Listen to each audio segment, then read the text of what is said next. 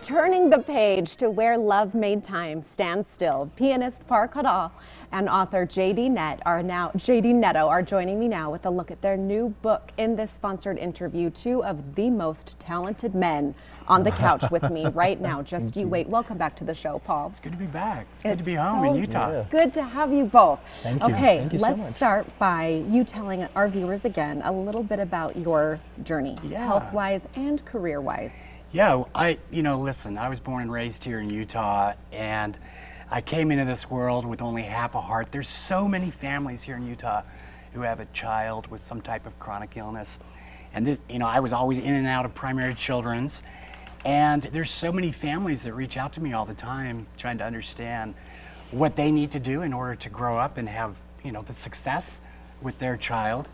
And that's why I got with JD Netto. This incredible, he's a #1 best-selling fantasy writer, to tell my story in a way that's going to help parents who have a child that feels like a misfit among them, whether it's a chronic illness, whether they have depression, whether dealing with their sexuality, whatever. The story is about just this absolute amazing community here, Utah, and how everybody came together to help this little boy who, it's me, deal with being born with only half a heart and then eventually needing a heart transplant. What is it like to have your heart removed from your chest and then somebody else's heart put into your body? What is that like? Everyone expects, this incredible, thing to happen, like faith precedes the miracle, but what happens after the miracle? Okay, so you picked JD because you were such a fan. You knew he was the person to put it into words. And I was a fan of his. To tell the story, the mutual respect. What was the collaboration like, getting that onto the page and expressing it in the way Paul felt? That's it, you got it. Well, first we developed this friendship, and I got to know him as a friend, and it was just such an honor to write this story because it's all about second chances. It's about new beginnings. His very breath every morning was about starting again. And then you just come to realize that you need to be broken to need a miracle. Hence the title.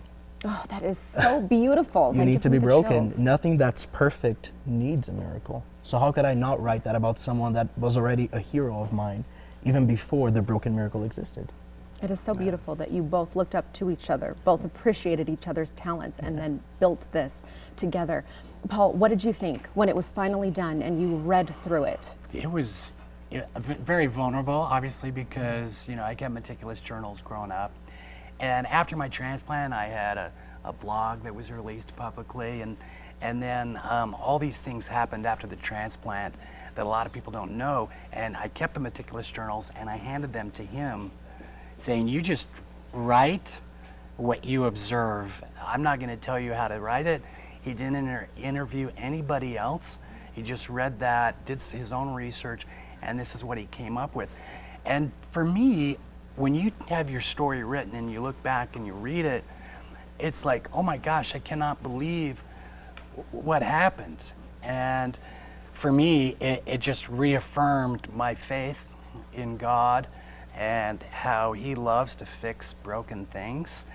And so, yeah, I'm thrilled about this book.